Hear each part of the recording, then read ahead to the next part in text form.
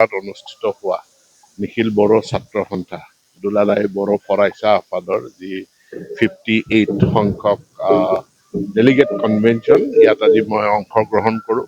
Youth conclave এপছুৱে যুৱক যুৱতীসকলৰ কাৰণে বিশেষভাৱে ইউথ কনক্লেভ অনুষ্ঠিত কৰিছে আৰু এই ইউথ কনক্লেভত মই অংশগ্ৰহণ কৰি আমাৰ শিক্ষক শিক্ষয়িত্ৰী ছাত্ৰ ছাত্ৰীৰ সমাজক ৰাষ্ট্ৰীয় যি শিক্ষানীতি তাৰ আধাৰত স্কিল বেছড এডুকেশ্যনৰ ওপৰত গুৰুত্ব দিয়াৰ লগতে আৰু নতুন যুৱ প্ৰজন্মক 21st চেঞ্চুৰী একবিংশ শতিকাৰ দক্ষতাসমূহ তেওঁলোকক প্ৰদান কৰাৰ ক্ষেত্ৰতো গুৰুত্ব দি শিক্ষাদান কৰিবলৈ আহ্বান জনাওঁ।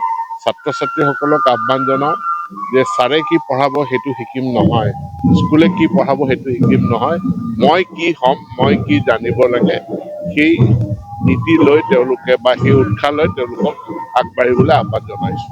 আজি আপুনি দুটা প্ৰগ্ৰামত উপস্থিত থাকিলে। মই আপোনাৰ ওদালগুৰি উচ্চতৰ মাধ্যমিকত উচ্চতৰ মাধ্যমিক বিদ্যালয়ত মই ভাৰতবৰ্ষৰ প্ৰধানমন্ত্ৰীৰ যিটো বহু সমাদৃত পৰীক্ষা পে চৰ্চা সেই কাৰ্যসূচীত ছাত্ৰ ছাত্ৰী শিক্ষক শিক্ষয়িত্ৰীৰ লগত উপস্থিত থাকোঁ আৰু তাৰ পাছত মই এপছুৰ এই অধিৱেশনত উপস্থিত ছাৰ অন্য এটা কথা সুধোঁ, বিশেষকৈ চৰ্চিত হৈ আছে ডাইৰেক্টৰ হওক, এডিশ্যনেল ডাইৰেক্টৰ হওক বা পোষ্টিং কিবা কিবি এনেকুৱা ক্ষেত্ৰত কিন্তু ছাৰ পদোন্নতিৰ ক্ষেত্ৰত কিবা ব্যৱস্থা কৰিব নেকি ইলেকশ্যনৰ আগত? কাৰ পদোন্নতি? এই যিবিলাক এডিশ্যনেল ডাইৰেক্টৰ বা পদোন্নতিবিলাক হৈয়ে আছে। আমাৰ পদোন্নতি তাৰ ডিপিচি হয়। একচুৱেলি আমি APSCয়ে কিছু নিযুক্তিও নতুনকৈ দিছে। পদোন্নতিবিলাক নিয়মিতভাৱে হৈ আছে। এতিয়া কোনো পদোন্নতি স্থবিৰ হৈ থকা নাই।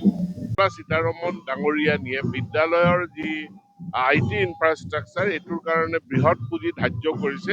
গতিকে নতুন প্ৰযুক্তিৰ নতুন ধৰণৰ শ্ৰেণীকোঠা আমি সকলো বিদ্যালয়ত প্ৰদান কৰিবলৈ সক্ষম হ'ম।